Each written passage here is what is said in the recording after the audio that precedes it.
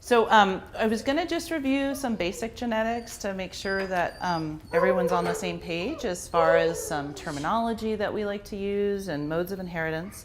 And then we're going to talk about short legs in dogs. I don't know if you guys have noticed, but your dogs have short legs. And we have some more information about that than I did last time. We'll talk about POAG, and then we'll talk about breeding strategies for a small breed and some things that you can do to help the health of the breed. Can you guys hear me? Yeah. Okay. No, we're trying to figure out if that's next door or not. I'll go see Mike. It's in that corner. Huh? It's in that corner. I think it's Forrest. So start off with modes of inheritance. So now that you've had this DNA test for a little while, this is probably something that you're getting used to and you're comfortable with, but I think it never hurts to emphasize it again. So for a recessive disorder, you have to have 2 copies of the mutation to see a phenotype. Dogs with just 1 copy, which are called carriers, are completely normal. So they shouldn't have any phenotype at all. And when you breed 2 carriers to each other, 25% of the time, on average, you'll get dogs that have 2 copies of the mutation and are affected. So that's why for a recessive disease, we recommend that you would breed a carrier to a non-carrier rather than kind of playing the Russian roulette.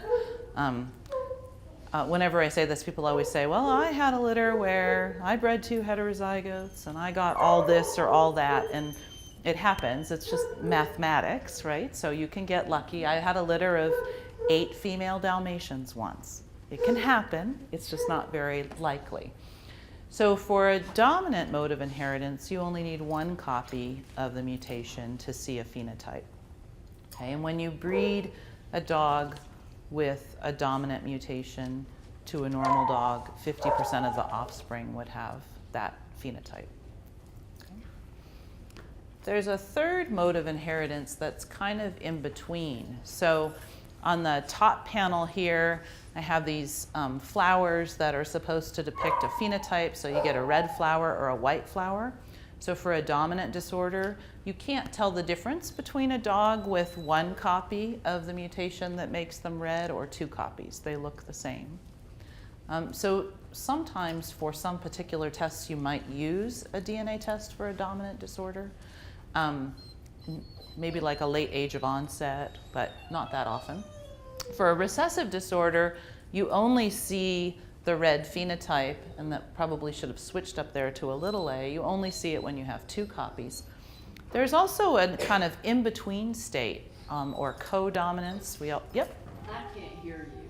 You can't hear me. They said that there was, what do you think?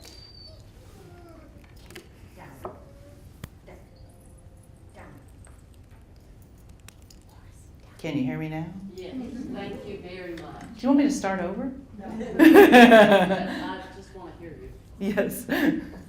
Okay, so codominant is where there's an in-between state. So you can tell if the animal has 1 copy of big A and 1 copy of little a because it has an in-between phenotype. And for those, you really wouldn't need a DNA test, right? Because you can tell which one's red and which one's pink and which one's white. But sometimes people have trouble distinguishing these from these or these from these, and so maybe you'd want to have a DNA test for it. So just some examples of modes of inheritance. I can't remember now what colors PBGVs come in. There are all sorts of different, any color on the... There were white dog with marking. No, I know, but the markings can be any color? Usually brown, orange, lemon. Okay. So Black. Brown is an example of a recessive allele. So brown is recessive to black. And in some breeds of dogs, we have a dilute, which is also recessive. So those are examples where you might see that you bred 2 normal colored parents and then you got a lighter color in the offspring. I like the Doberman pictures because they come in the cool colors. Here's one that you guys could probably get behind. This is the furnishings mutation, they call it. So there's a mutation in the R-spondin 2 gene that gives you the wire coat that you guys like. And this is a dominant mutation. So you only need 1 copy to see a phenotype. and you can't tell the difference between a dog with 1 copy and 2 copies, I suspect that all PBGBs are homozygous for it, so you don't see dogs that don't have a wire coat, but I guess it's possible. And then this is an example of a semi-dominant trait that you might be familiar with because you might see it in other breeds, and that's the merle coat color. So merle, which is where this dog is genetically a tricolor dog, so it's black and tan, and then it has 1 copy of merle, which gives those gray patches in the black of the hair. It's semi-dominant because the 3 dogs in the middle all have 1 copy of merle, and the white dog on the other side has 2 copies of merle. And 2 copies of merle has sort of a more severe phenotype. So they're completely white, they can be deaf and blind, and it's not recommended that you produce those dogs. So people who breed this coat color breed merles to non-merles. Okay? So you don't really need the DNA test to manage this, right? If you have 2 merles, don't breed them to each other, you breed a merle to a non-merle. But sometimes there are dogs that are cryptic merles where that bit of gray is only in one small area and maybe the breeder didn't notice it before they bred the dog. So sometimes they use DNA testing for it. And so this is it's a Punnett square, but I try and make it easier by putting dogs so you won't feel so intimidated by it. So red is bad and blue is good. And if you have 2 dogs that are heterozygous for a mutation, so heterozygous means that they have a normal copy and an abnormal copy, so these would be carriers, and you breed them to each other, if you can't remember what you get when you do this, and you don't want to look it up, you can actually figure it out. So you can put the 2 alleles that the sire is going to give on one side of the square and the 2 alleles that the dam's going to give on the other, and then you just add them up. So this is 1 red and 1 blue, 2 reds, 2 blues, and a red and blue. And then that tells you that you get 25% mutant, 25% normal, and 50% carriers. Okay. Y'all following me? You're on top of this now that you have your mutation test. This is probably the situation that is most likely going to come up with POAG, and that is that you're breeding a carrier to a non-carrier. Okay, and you can do the exact same thing where you lay out the alleles of the 2 parents, and you see that when you do that, when you breed a carrier to a non-carrier, you get 50% carriers and 50% non-carriers. Any questions about that? God, you guys are on top of it.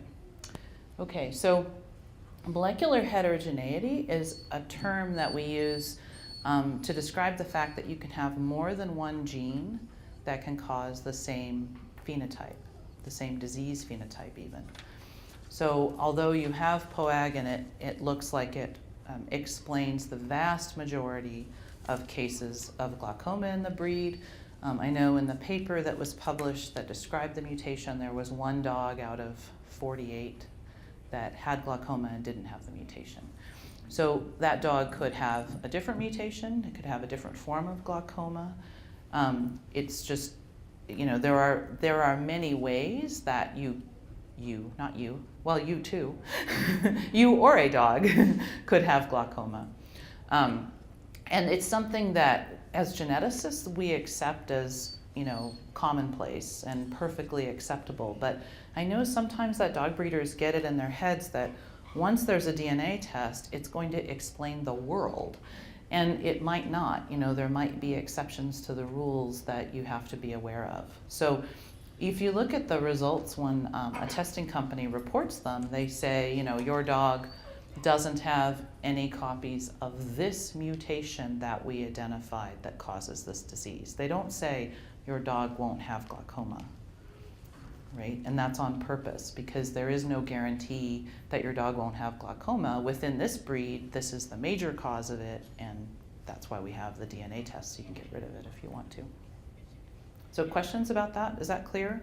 It's just like there's not just 1 cause of cancer or just 1 cause of any inherited disease.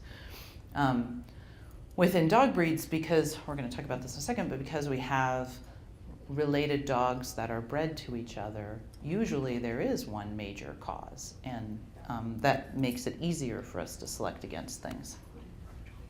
So we use this term in genetics called alleles. So alleles are the different versions of the gene that exist. So any dog can only have 2 copies of each gene, but those 2 copies could have different alleles. So if they have the same allele, we say that the dog is a homozygote. Oh, you gave me a pointer and I keep wandering. Oh, well, I thought you needed the exercise or, Thank back you. and forth. So this dog would be homozygous, and this dog would be heterozygous, which just means that they're different. So this dog would be a carrier. And even though there are only 2 alleles allowed in an individual dog at a time, there can be lots of alleles in the population. We don't really experience this very often in dogs. So because of the population genetics, you kind of think about dogs as sort of living on an island. There's not a lot of diversity there, so we tend to really just have those 2 alleles. But in human genetics, it's much more common to have many, many, many more alleles.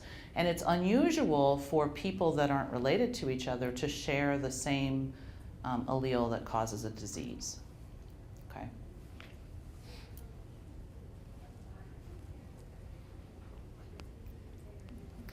So you'll also hear about something called the allele frequency. So that tells us how common that disease allele is in the population. So that type of information is actually very challenging to obtain before you find a mutation, but after you find a mutation, you can get it. So once you get that disease-causing mutation, then the allele frequency can be determined and aid in breeding decisions. And I'm going to give you examples of how it might aid in breeding decisions. You should also be aware that once you start testing dogs and using that information to make your breeding decisions, you'll change the allele frequency over time. And in fact, I'll give you an example from the Nova Scotia duck-tolling retriever. So we had our first of 11 mutation tests was for progressive retinal atrophy. And breeders tested a bunch of dogs and then stopped breeding carriers to each other and only bred carriers to normal dogs. And the testing company would report the allele frequency over time. And after 10 years, the breeders were really concerned because the allele frequency never changed. It was still 50% heterozygous mutant and 50% normal. Well, does anyone know why that would be? Horrible toller breeders? That's not the answer. Because they were breeding carriers to non-carriers. So they were breeding carriers to non-carriers, and the allele frequency was based on the testing company. It wasn't based on the population. So you would only test puppies from litters that were carrier to non-carrier. So the allele frequency of the testing company stayed the same, and it looked like they weren't actually making any progress because they weren't testing all the dogs again. So please be aware that the allele frequency is relevant in, the dogs at the national, or the dogs that are being bred that year, or it's not relevant based on the testing company once everyone's been tested and starts using the results. Does that make sense? So we'll talk about it a little bit more with POAG, but just be aware of that because you'll start to think that you're not making any progress when you probably are. But can they ever report the frequency of the dogs born in this window of time? And if you did it that way, would you see the... No, so the question was, could you do it if you just looked at dogs born in a window of time? You would have to have the breeders declaring that they had litters where everyone was normal, because if they're not testing those dogs. So the problem is that the frequency stays the same because the frequency is going to be 50% if you're breeding carrier to clear, but there are people who are breeding clear to clear, and those dogs aren't being counted. So you could set something up where you report the results to determine the allele frequency, like the results of every breeding that's done, maybe. We can talk about that later, but there are ways to actually get the allele frequency, or you can wait 10 years and sample everyone at the nationals again. There's some different techniques that you could use. Okay, so The allele frequency is the frequency of the mutation in the breed. When we're talking about recessive disorders, it's really straightforward. It's the number of carriers, the percentage of carriers. When we're talking about diseases where animals that are homozygous for the mutation are frequent in the population, then it doesn't equal the number of carriers. It equals the frequency of the bad allele. Okay, so I know there's still some homozygous PBGBs out there, and this isn't necessarily taking those into account. If you see a reported allele frequency, it's not taking it is taking those into account, but it's not the carrier frequency. So I didn't mean to confuse you. I'll explain it again in a minute to make sure it's clear. Okay, so it's going to change. The allele frequency is going to change with testing and selection over time, but you might not see that change if you're just getting reports from testing companies. Okay, and one of the things that we have to ask is how common or rare is the mutant allele in a breed? And you want to know that because it helps make breeding decisions for you and helps guide how you should use that. Does it even exist in the breed? So I don't know if you guys have seen, there's a number of companies now that for a couple of $100 will run 300 DNA tests in your dog, whether they need them or not. And I know I've seen sort of pet breeders and backyard breeders who are really excited to say that, you know, their dog X is cleared of all these mutations, but those mutations were never going to be in that dog. They don't exist in that breed. You guys know those kind of tests that I'm talking about, where you can run like 300 tests. So there's no point in running a test if it doesn't exist in the breed. That's just a waste of money. So I wanted to show you a little allele frequency chart. You probably can't read these very well, and you're not necessarily supposed to. So the blue bars are the allele frequency for hyperuricosuria, which is a mutation that causes dogs to have increased levels of uric acid and urate in their serum and their urine, and a predisposition to bladder stones. This red bar is exercise-induced collapse in Labrador Retrievers. This is the MDR1 mutation, which confers ivermectin sensitivity in herding breeds, and a neurologic disease in American Bulldogs. And what the bars represent are the allele frequencies within each of these breeds. So in Dalmatians, the allele frequency is 1 because they are all homozygous for this mutation. So when this mutation test was released, you shouldn't run it in a purebred Dalmatian. There's no reason to, because we know what its genotype will be. So this is what I was saying, the allele frequency really matters. So it's not very useful for Dalmatians. It is now because they introduced the normal gene into the breed, but at the time that the test was released, it wasn't all that useful. But this same mutation exists in other breeds of dogs, and in those breeds of dogs, they're not all affected, only a portion of them are, and so they can use the DNA test to try and select against it. And actually, HUU is the 4th most common mutation in all dogs. Since I found it, I'm excited about that. We have a competition amongst dog geneticists, sadly. So here's Black Russian Terriers. Are you guys familiar with this breed? Okay.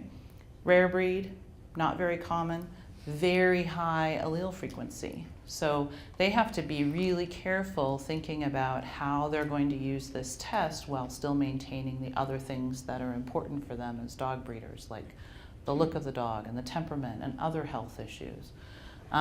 This test is a little bit tricky too because you only see a clinical phenotype in males, so the females are all normal. They may have urinary stones, but they don't have clinical signs from them, or they rarely do. So that makes it even harder for these guys because it's not like if you're homozygous for the mutation, you're guaranteed to be sick. It's more of a predisposition, so they have to handle that really carefully. And then you look down here at the Parsons / Jack Russell / whatever it's called this week breed, and their allele frequency is very low.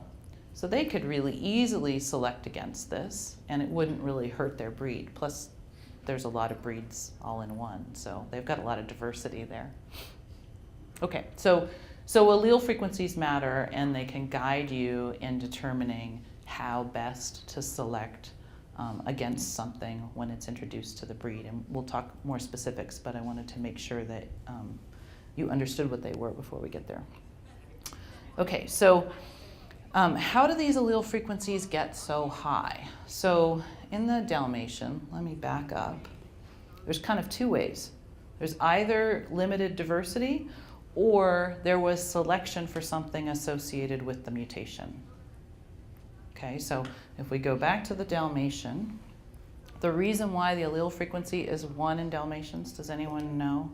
Well, you can't answer, but anyone else know? It's gotta be connected to the spots. Right, it's got to be connected to the spots, right? Well, how else could you do that? So it seems that dogs that are homozygous for this mutation, their spots are rounder and bigger. So if you're breeding for a spotted dog where spotting is 25% of the standard, right? And you have a litter of puppies and some of them have bigger, rounder spots, it's really easy to select for it. And breeders are good at selecting for things. So they made them homozygous because they were selecting for spots, having no idea that there was going to be a problem associated with that. Okay, so the other reason, so why is it in Black Russian Terriers? They don't have spots. Limited diversity. Right. So it's a little tiny breed. There's not a lot of diversity there. Obviously, somewhere along the way, there was a dog that had this mutation, and it's just accidental. Now, how did it get so high? Well, maybe a popular sire was a carrier. That's possible. There's other ways, sort of random, we'll talk about those, but random things that we can do that would affect that. Okay, so when we're talking about a purebred dog breed, we have a really limited gene pool. This is my limited Toller gene pool. Get it? Gene pool. Thank you. It took a while for a laugh. So there are limited numbers of dogs that founded each breed. I happen to know in Tollers because, you know, being a geeky geneticist, you pick a breed where the founders are in the computer database. So we have in our pedigree database the dogs that went into the breed, and their parents are unknown. And there were 11. And you're shaking your heads and thinking, oh, what a mess those Tollers are. And I bet you that it's not any different than any other breed. It's just that no one else knows how many there were. So you're all in denial, but it's the same numbers. We just happen to know. So new blood is very difficult to add, right? So once a breed's registered and the stud book's closed, it's not like they're out there, AKC's not out there saying, please find a mutt that looks like a Toller and let's start breeding it. So anyone know exceptions to that? Basenji, Portuguese water dogs, let's get to in a second. Basenjis are awesome. Like they went into the forest and bought wild Basenjis. It's awesome. As a geneticist, again. Brought them in and started registering them and showing them. And they looked, and still do, right. They're part of the breed now. And they actually look a lot like Basenjis. I mean, even the ones that they first brought back. Portuguese water dogs I was not aware of that they introduced anything. Somebody correct me, isn't it Portuguese water dogs that they let them bring in, that some genetic disease they had, they let them bring in some poodle blood for like a couple of generations? Huh? Storage. For storage disease? I don't think so. I could be wrong though. Storage disease. Yeah. Very bad, like 30 years ago. Right. It was. Yeah, I don't think they brought in any poodles though. They don't like that word. I don't know. I think they brought in something though for the 40s, but they let the 40s bring something else in. So for the Dalmatians, they brought in they had a pointer Dalmatian cross already that had been going on for 30 years. So they had introduced the normal gene and then back crossed to Dalmatians for many, many, many generations and had a dog that was 99% Dalmatian. And eventually, without much fighting at all, they were registered. No, not at all. Huge, horrible, horrible, evil fighting, but they're registered and there are Dalmatians with low uric acid. The really interesting thing is that the low uric acid Dalmatians who have these sort of smaller spots, those smaller spots fit the breed standard better than the present day 100% purebred Dalmatians.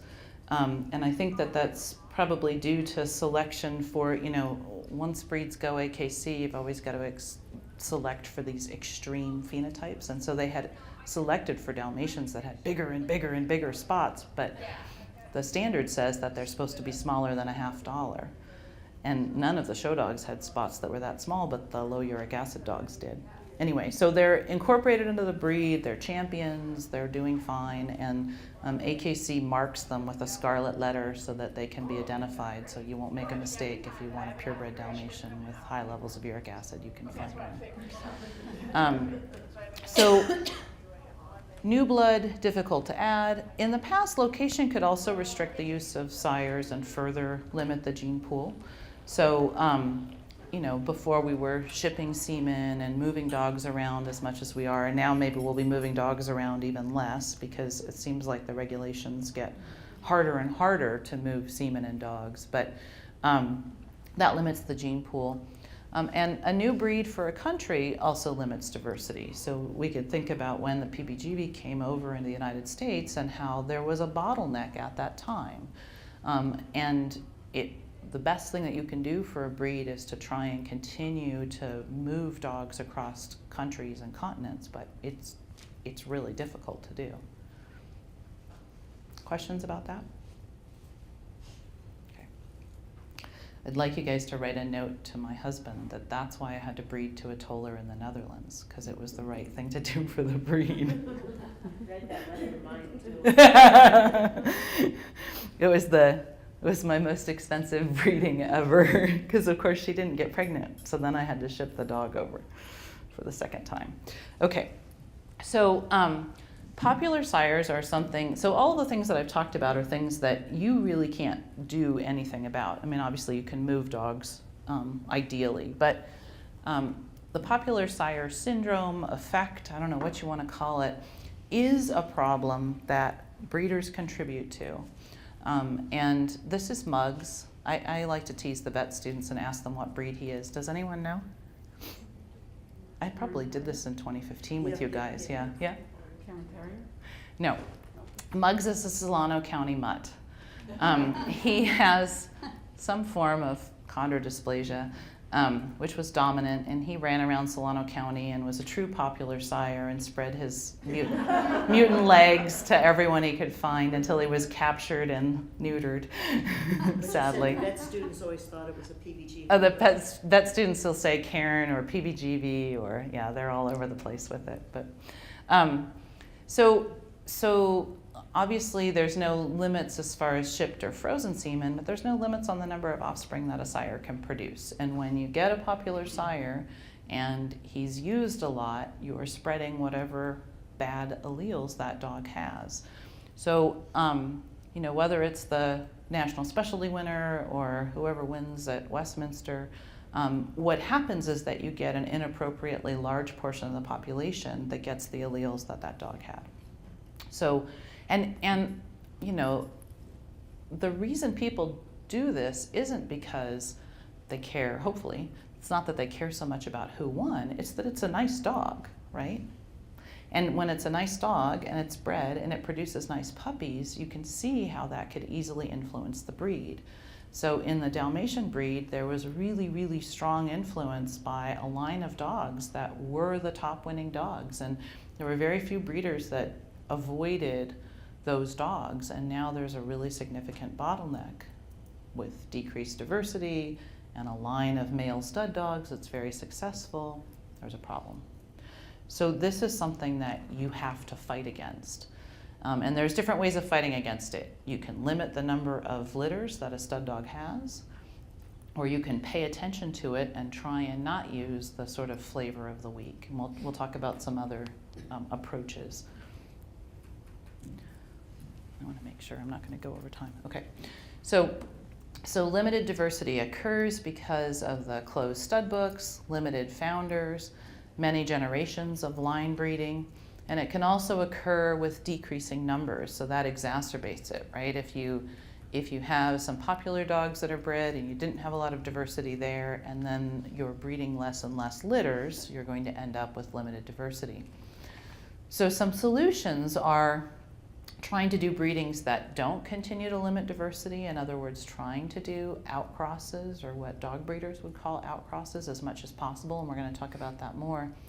But the other thing is to use more dogs and bitches for fewer litters each. And so that's a way to increase diversity within a breed. You can't go backwards other than by introducing a dog of a different breed. But you can at least maintain what you have by breeding more dogs for fewer litters, which is really not easy to do because we don't all have giant kennels, and we keep a few dogs and then you want to have a couple of litters with those few dogs. So it's really a challenge. So let's just talk about measures of diversity. So I told you that in the Nova Scotia Duck-Tolling Retriever, we could go back to the foundation of the breed. And when I first started in the breed 16 years ago, we had an inbreeding coefficient calculator that would calculate the inbreeding coefficient for any particular cross that we were going to do. And the inbreeding coefficients in the breed were above 0.25. So 0.25 is kind of a magic number. That's the inbreeding coefficient of full siblings. So all tollers are more related to each other than full siblings. Nonetheless, we had an inbreeding calculator that would allow us to try and choose crosses that would improve this diversity that we had available in the breed. And we did that, and after a couple of years, the breeders said, yes, this is great. Now our inbreeding coefficients are much lower, so we've done a fantastic job. So the problem is that these calculators are set to look at a certain number of generations.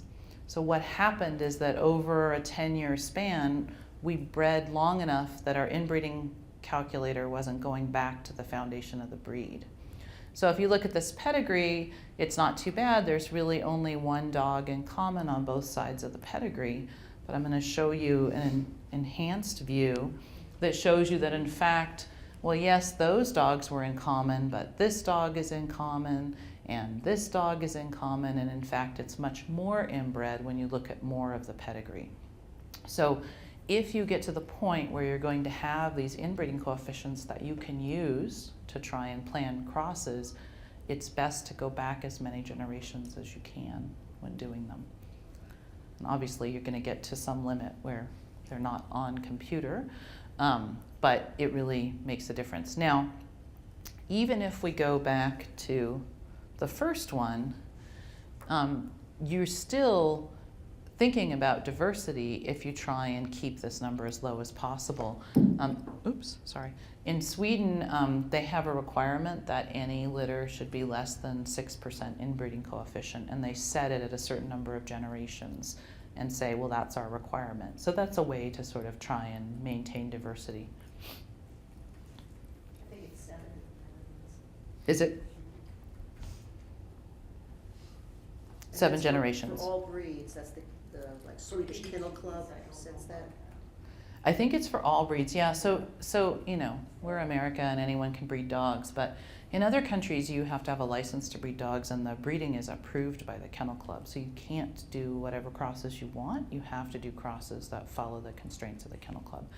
And in Sweden, you're not allowed to breed carriers to each other. You are not allowed to breed affected dogs, and you have to breed at a low inbreeding coefficient. But it's not a true inbreeding coefficient. It's set at a certain number of generations. But still, it's better than nothing. Okay, so questions on that? We're going to start talking about molecular genetics and the testing now. As a geneticist, what would you think would be a reasonable inbreeding coefficient? Well, it depends on how many generations back you're going.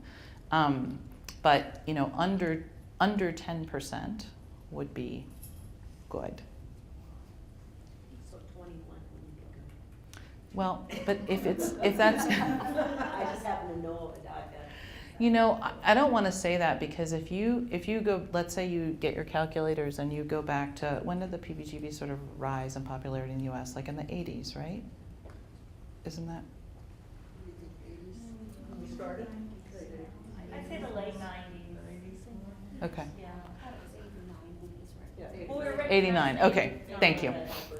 Like, I don't think I'm that crazy, but I always remember odd things about time. Okay, so if you figured out how many generations back to 90 and you started there, you'd probably really have a good feel. So the reason why I don't want to put a number on it is that it depends on how far back you calculate. So if you calculate to when they were AKC recognized, you would really have a good idea of what's going on in the breed, and you might find that every breeding you do is 0.21. That's why I don't want to say, well, that's a bad one. I mean, you should always strive to reduce it, but you don't really know how to reduce it until you know what it is. Does that make sense? Trying to get me to put a number on it? Huh. I think I said no more than 10 litters for a stud dog, though.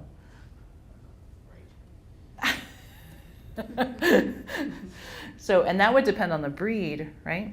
So if you're in a popular breed, you could maybe get away with more, but if you're in a less popular breed, then maybe you should be getting away with less. Okay, so the first disease-causing mutation in dogs was identified in 1989. Isn't that interesting? And it was a mutation that led to hemophilia in a mixed breed dog, so it wasn't something that necessarily led to a DNA test. Currently, there are about 300 disease-causing mutations that have been identified in dogs. One of the things that was able to help us get to this point of having so many tests is that the dog genome was sequenced in 2005. This is the cover of Nature for the copy of the journal when the dog genome sequence was put there. This is Tasha. It's not really Tasha, it's a boxer who looks like Tasha, who was the boxer who was chosen for sequencing. And these two gentlemen are Watson and Crick, who stole the data for the structure of DNA from Rosalind Franklin. And this is my last Dalmatian, Mika.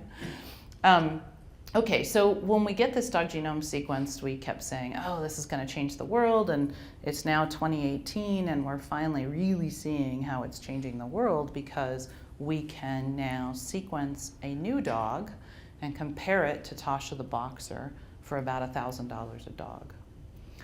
We recently sequenced a single case that came into our hospital with a disease that we knew when we found the mutation we would know what it was, and with the idea that maybe we would just start sequencing our patients, which is what they do in human medicine now. So in addition to giving this sort of framework for whole genome sequencing in individual dogs, this sequence assembly allowed us to create these tools called SNP genotyping arrays that we can use to quickly map a genetic disease and figure out where it is on the chromosome. And once we know where it is, then it's really easy to do the sequencing and figure out what the mutation is. So that's how POAG was done, and that's how lots of geneticists operate in order to identify disease-causing mutations, canine geneticists. Human geneticists try, but it doesn't work as well in people, actually, as it does in dogs. So we do these genome-wide association studies called GWAS, and they allow you to map traits without collecting families. So you really only have to collect some cases and some control dogs, and then you can identify a chromosome location. We plot something called a Manhattan plot. This is supposed to look like the Manhattan skyline. This one actually kind of looks more like Dubai. We call them Dubai plots. Once you know that it's on this chromosome in this spot, then you can use this whole genome sequencing to get to the mutation. You still then go back into families and populations to verify how it's inherited, maybe some other important features of the inheritance, like whether it's fully penetrant or not.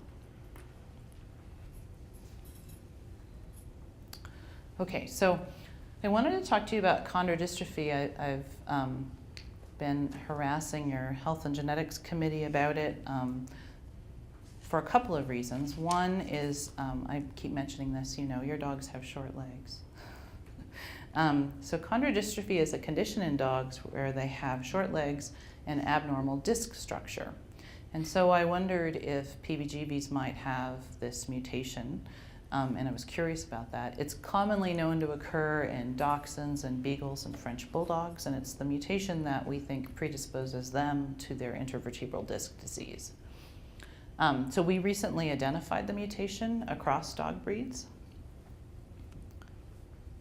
And what we found is something really interesting, and that's that the dogs that have disc disease and short legs are listed here, and they have chondrodystrophy. And the dogs that have just short legs are listed here, and we don't know about the PBGB. I put a big question mark there, but for example, the West Highland White, Cairn, and Scotties don't get disc disease. So they have this chondrodysplasia mutation, and the dog breeds over here can have both mutations, which predisposes them to their disc disease. Okay, so this one just causes short legs, and this one causes short legs and bad backs. So what would you need from PBGBCA? I got it. Okay. Nothing. So I did get a couple of years ago, like 10, a breeder sent me samples from a PBGB that they thought had particularly short or abnormal legs. So we had those DNA samples, and we do not know why that puppy had short legs. So I had some PBGB samples, but we get some more that we tested. So chondrodystrophy and chondrodysplasia are two different mutations, but they're related to each other because the nature of the mutation is very similar. So chondrodystrophy is on chromosome 12, and chondrodysplasia is on chromosome 18. And they're both caused by this really weird thing. There's a gene called FGF4, and there's an extra copy of it inserted at these different locations. So that extra copy makes this gene overexpressed, and we think that it's possible that the reason why when you get it on 18 you don't get disc problems and you get it on 12 you do get disc problems is that it is important for disc development, and maybe the one on chromosome 12 is more overexpressed in the disc than the one on chromosome 18. So we tested chondrodystrophy, the one on chromosome 12, in a lot of different dog breeds. You probably can't read these, but these dogs are lined up here based on size, so Yorkie and St. Bernard, and weight on this axis, because veterinarians are really good at weighing dogs and they're really bad at measuring height. So we used weight as a proxy for height, although we know that it's not always the case. There are certainly basset hounds that are bigger and shorter in height. And the little dots represent the different genotypes for these breeds. So if they're red, they're homozygous mutant. If they're blue, they're heterozygous. And if they're green, they're normal, which geneticists call wild type. I forgot to mention that to you guys. So you can see that this mutation is in dogs that are smaller. It's obviously dogs that are shorter as well, although there's a few larger breed dogs that have an allele frequency of it, but it's relatively rare in the larger breed dogs. So I actually think that maybe this was a way that people could select for a dog being smaller, which was why I was concerned about the PBGBs, since they're smaller. The way that we found this is by looking at a skeletal dysplasia phenotype in Nova Scotia duck-tolling retrievers. So these are radiographs of the forelimb of 3 different Nova Scotia duck-tolling retrievers. This dog's normal for chondrodystrophy, and these 2 dogs have 2 copies of the mutation. And you guys, this is probably more severe than a PBGB. A PBGB would probably be more like this if you radiographed it, as far as how crooked or how short the leg is. We also showed in tollers, and this is this is data, you'll like this. Data reported by owners on a Facebook page compiled by a Toller breeder, which I then stole. So I didn't measure the dogs and I didn't compile the data, but I did analyze it. So what I've shown here is height at the withers in inches. Pink is girls and blue is boys. And what you can see is that dogs that have one copy of chondrodystrophy are a little shorter than dogs, these are females, that don't have a copy of chondrodystrophy. And in the males, the same way. So males with one copy are shorter than males with two copies. And the breeders just really don't buy this, the Toller breeders don't buy this at all. And they sit there at 18 inches and say, well, this doesn't make any sense. At 18 inches, you could have either this genotype or this genotype. But obviously, there's lots of things that go into making a dog a certain height, lots of different mutations and environmental effects and everything else. But when we look at the mean, which is shown by this black bar, it's statistically significantly different. And like I said, this was off of a Facebook post, off of owners' reported measurements from around the world. So we think this mutation makes dogs shorter. We don't have a lot of dogs that are homozygous, but in the paper we actually measured homozygous dogs and they were even shorter. So it is something that can make you smaller. All right, so first question I asked was, do PBGVs have disc disease? And I got a resounding no from your health committee. No reports of it. So the next question is, well, why are they petite and why are they Basset? So I think this may have been when the National was in Sacramento, that the vet genetics lab collected DNA samples. So I sort of, in a flurry, tried to get some samples together and that didn't work so well, but the vet genetics lab had the samples sitting there. So I asked them to run them for me. So this is what they found. You don't have disc disease. So here's chondrodystrophy. The number of dogs that had 2 normal copies was 56 out of 56. The number of dogs with 2 abnormal copies was 0. And for chondrodysplasia, which is the one on 18 that just makes your legs short, they were all homozygous for that mutation, and none of them were wild type. What did you say? Good. Good, exactly. So this is like the best national specialty because you will not get disc disease. I've been going to a lot of national specialties where I don't have a lot of good news about this mutation. So it's really great. They don't get disc disease and they're short because they have chondrodysplasia. So this is where the Basset comes in, right? This is the Basset in your breed. We only had one Grand, but it had the same genotype. So we could test more, and we'll talk about that in a minute. So I just wanted to show you again and reiterate what happens when you have a certain allele frequency and how knowing what the allele frequency is important for breeders. So most of this data is from our hospital samples. But we see that dachshunds and beagles are this is for chondrodystrophy, they're homozygous for chondrodystrophy. PBGVs and standard poodles don't have it. Toy and miniature poodles do have it. They have a fairly high allele frequency. And we have all these breeds in between where maybe they could do something about their disc disease, although I have concerns that that will make their legs longer, which is not very consistent with the phenotype that they want. There isn't much hope for French bulldogs, but they're more worried about their cystine stones than their brain tumors or disc disease. And I think that's because they just accept that they really can't do anything about it. You know, the bulldogs, regular bulldogs, don't have the mutation and French bulldogs do, and we think that that's kind of giving you that size difference between a bulldog and a French bulldog. This mutation kind of shrinks things. But it didn't shrink the PBGV, so that's good. All right, so let's talk about POAG. Is that how you pronounce it? Mm-hmm. Or POG? No. No POG? Okay, POAG. All right, so you know that this research was done by Catherine Mellersh's group, and they identified the gene and the specific mutation. They used the same sort of genome-wide association followed by sequencing approach that I talked about before. This disease is obviously a glaucoma, which is where there's increased pressure in the eye. It's not closed-angle glaucoma where there's a structural change in the eye, which is what we see in other breeds of dogs. In this one, the first sign that there's a problem, not always, but is that there's increased pressure.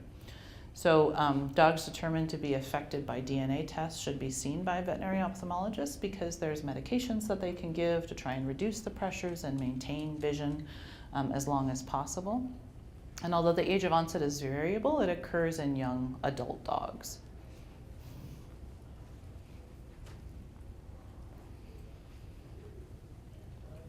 So like I said, the initial signs are seen in 3 to 4-year-old dogs. Both sexes are equally affected. And the disease is characterized by this increased intraocular pressure and lens subluxation, which is where the lens starts to sort of move a little bit in the eye. It's not something that you would necessarily be able to perceive looking at your dog's eyes, but an ophthalmologist can see that. Eventually, the dogs have retinal degeneration and end up losing vision in the eye because of the glaucoma, although it tends to be non-painful compared to closed-angle glaucoma, which is actually a very painful condition. So I guess that's some very good news. I alluded to this earlier that the mutation is it's an inversion in Adams TS17 gene, and when in the paper where they published it, they genotyped 49 cases and 48 of them were homozygous for the mutation. So that single case that didn't really match is possibly molecular heterogeneity or a non-genetic cause of the disease.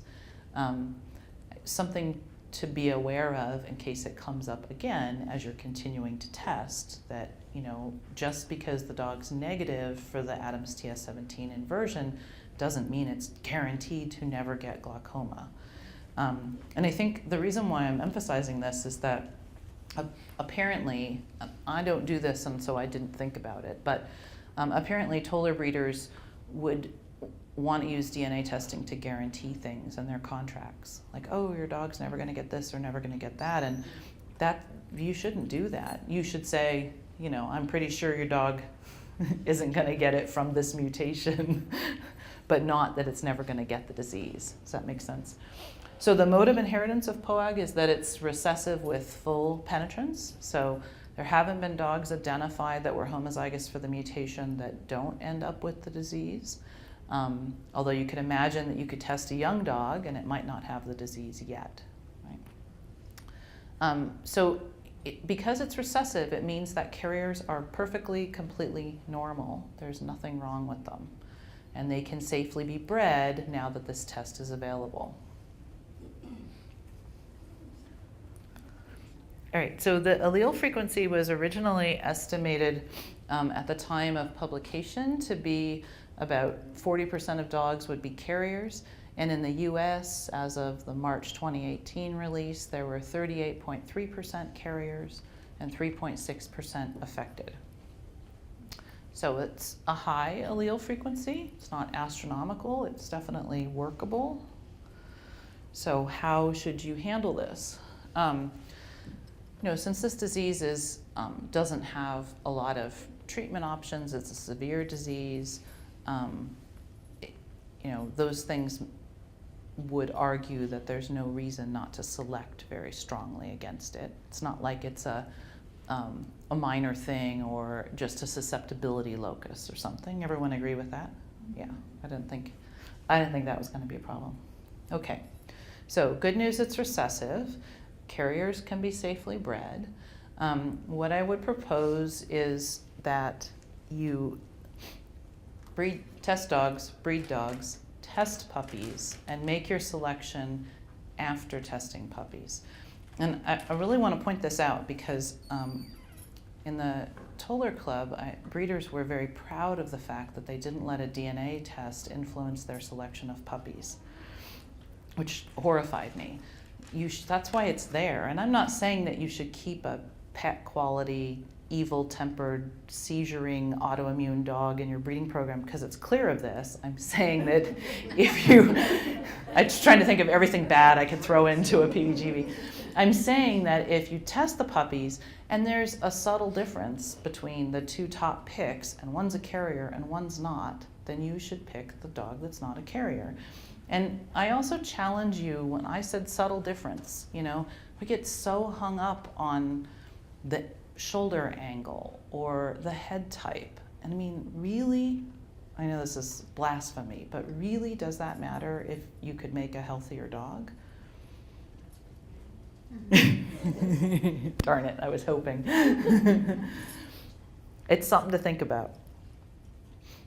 And I'm not saying that you should pick unhealthy dogs or dogs that are horribly off type, but you know, I know because I do it, you know, there's a pick of the litter and that's the one you want because it's your pick and you're the person who determined it was the pick of the litter, but maybe the second pick isn't that bad. Okay, I'm just throwing that out there. So this is the safe way to move away from the high allele frequency. And it doesn't have to be done all at once. You don't have to make that hard decision. You can choose to keep the carrier if you have really good reasons for it. But if you don't test until after the puppies are gone, then you're missing a chance to try and make a difference. May I ask a question? Mm-hmm. Based on the sort of newness of this genetic testing, Yeah. I'm still feeling like even if I breed two clears, that I need to test those puppies. Okay. So. Oh, that was what she said. Oh, no, because, so here you go. Well, so, ask the hard questions. So, you know, I'm a geneticist. These are really good people who developed this test. They know what they're doing. You know, there could be something wrong with the test. I mean, everyone could make a mistake, but those mistakes are going to be very rare. If you're sure of the parentage of your puppies, then I'm a proponent of not testing. But you guys only have one test. It's not that expensive. My breed has 12 DNA tests. By the time we do all of our orthopedic screening and our DNA tests, we spent $5,000 clearing a dog, and we haven't shown it yet or put a hunt test title on it. So we do use Clear by Parentage quite a bit, but you only have one test, and you know, how much do they charge? $60, $70. Yeah, It's so not bad. it's not bad. Yeah. So if, So I think that's okay. I don't want to make you feel bad about doing that. I just would feel comfortable not doing that. Okay, But I'm not, I don't want to push you guys so to, new that maybe Sure. for a while. sure. Well, and maybe you could decide, well, let's wait a year. Let's just test everyone. I mean, you know, you as a club could sort of say, well, this is a practical approach. One thing that I proposed is if you're going to do a lot of Cleared by Parentage, that you test boys. That's a good way to double check that there weren't any errors. Or that you test boys that have more than 3 litters, or you know, you set some criteria so that you can kind of keep an eye on it. So that's another kind of in-between way to go. Did you have something else? under your Cleared by Parentage bullet points. Yep. Bullet point 1 is true, then why don't we do Clear by Parentage for ever and ever and ever? Infinitum. Yep. Well, I do, but OFA won't let you do that. I mean, it is true, and it's so true, and I'm so sure it's true that I'm comfortable with that. But OFA isn't, for the same reasons that you guys just brought up. They're like, well, let's only go for a generation. So they'll only allow it for a generation. The Yeah. compromise in our database program that we arrived at, which was a compromise, was that we would record Clear by Parentage for 2 generations. Mm-hmm. But in the 3rd generation, you would need to Oh, I retest. didn't even know that, okay. That was just a way to, again, if in the very unlikely event that this test is fallible to an important degree, then Or you're that the gonna catch dad it. wasn't really the dad that you thought it was, right? Well, that's a different question. Yes, altogether. right, Yeah. but that can happen. well, and what was actually happened is that somebody made a mistake and put the wrong swabs in the wrong envelope. But again, Right. the Clear by Parentage, first you, in our pedigree database, we'll put down Clear by Parentage 1, Clear by Parentage 2. But if you've got any, if either the parents were Clear by Parentage 2, the offspring must be tested. So I think that's very reasonable. Maybe unnecessary, but No, it's- no, no. I think that's very reasonable. And again, you only have one test and it's not that expensive. You know, it's not the end of the It's world. even cheaper because so far the foundation is underwriting more than half the cost. I need to switch breeds. So it's not unreasonable, and I think that's a really good plan. And you know, yeah, it is up to you guys. You guys are pulling the swabs. The other thing I'll caution you about is there will be companies running this test and offering this test. It will not just be the AHT. Optogen is tested. Okay. Optogen. And there, Well, it's a very reliable lab. In the States. Yes. yes. So there will be other labs offering it. There will be less reliable labs offering it. There is nothing that governs how robust or sound a genetic testing lab is in the U.S. for dogs. So, Same price, by the way. You get it from the US, you get it from the UK. okay. Optogen is reliable, but. they're Yeah, I was really not saying that reliable. Optogen is not No, but it's the reliable. same I'm just saying. price, so I'd rather go to the source. That's my choice.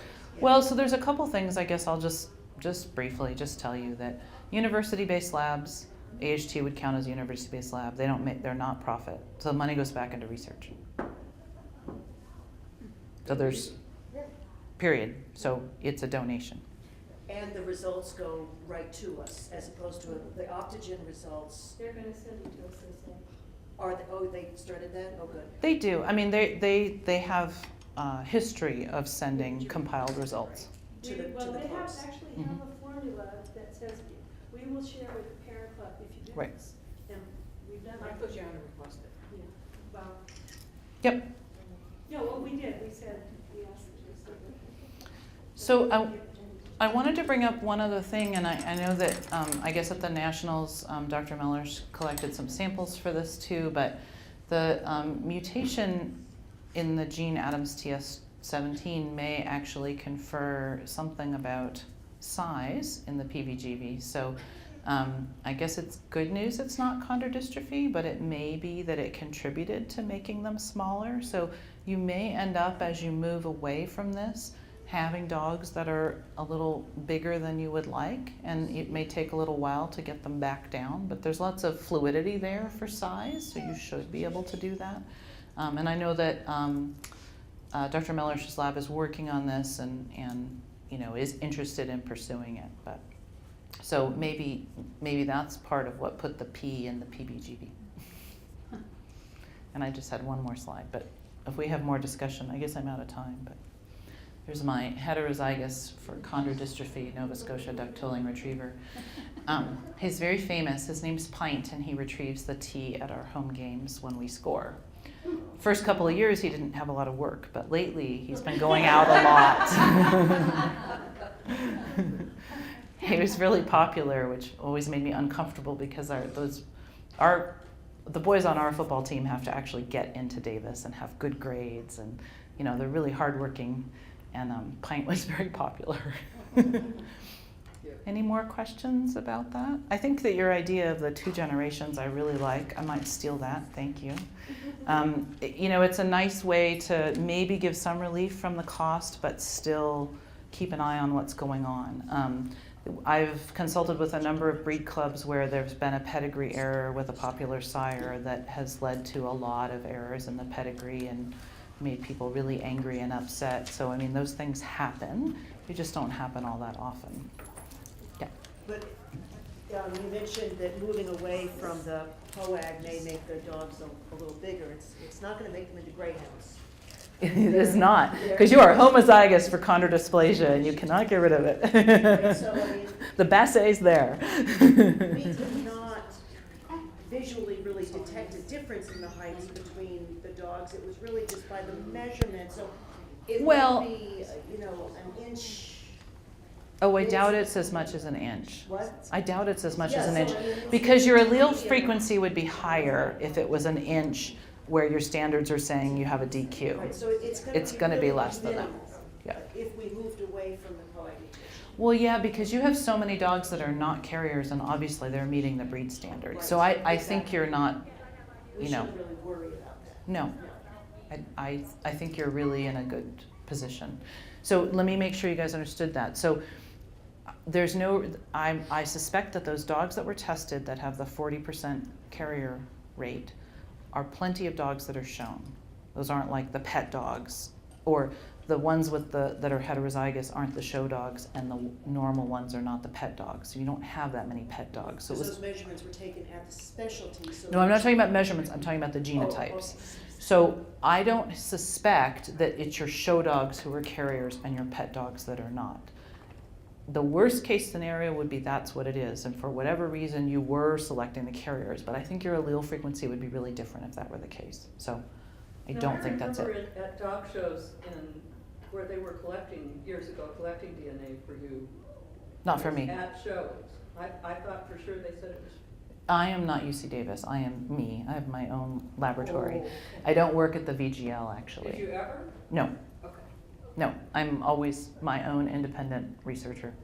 The vet genetics lab is a testing laboratory at Davis, and you know we're friends. But yeah, but those samples where I tested the 50 dogs were the ones that they collected at a show, which I assume was probably when the national was in California, because I did it, I've seen it both back then.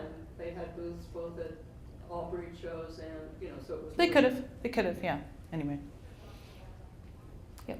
So I'm curious about the 300 test systems, you know, like Embark, which Yeah. is like for 300.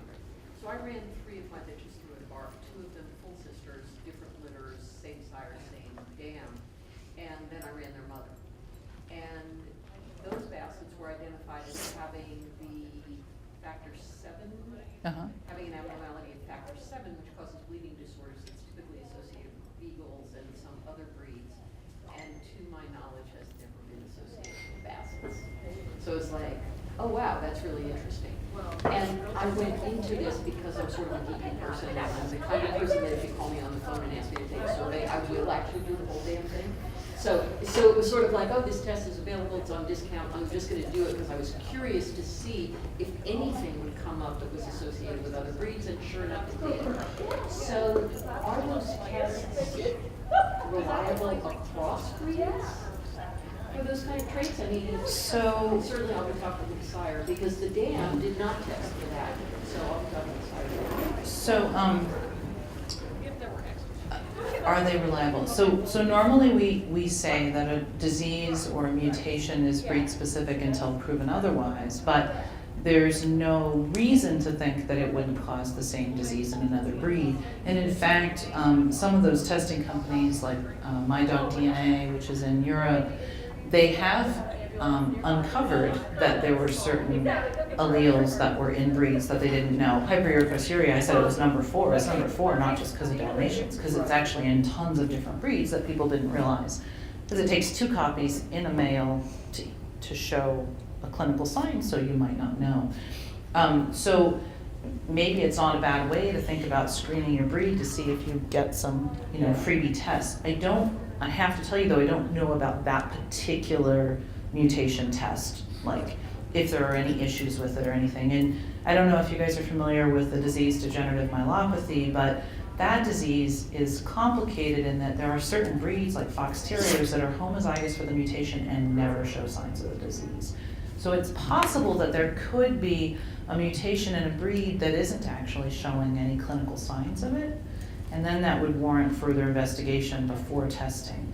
You don't want to test for something that isn't in your breed, and you don't want to test for something that isn't a clinical disease in your breed either, right? Well, So- it's an interesting question for basset hounds, because basset hounds have 2 different bleeding disorders. Right. They're commonly recognized from Papia, for which we do have a DNA Yeah. test, and von Willebrand's, for which we don't. We only have sort of factor tests. But, we pretty much eliminated most of that disease a long time ago. it's nice that we have a DNA test, but it's so rare at this point. And so the question that came up for me is, maybe we always had factor VII, but we just Yeah, didn't identify and you that. didn't realize We it. didn't realize that. Yeah, yeah, that could be really interesting. Yeah, so, yeah, I mean, it's maybe not a bad thing to run it and just see if there's, as a screening test. And that's what, at least My Dog DNA, they published a paper, and they have, if you go to their website, you can look up breeds that have been run on their big panel tests to see if they have anything, as a way to double check, to see maybe something's in, I'm interested in a new breed and I haven't done it yet, but I was gonna go and look and see what mutations they have. Cause that's what geneticists do. Thank you. Well, let's thank Donica for her great submission.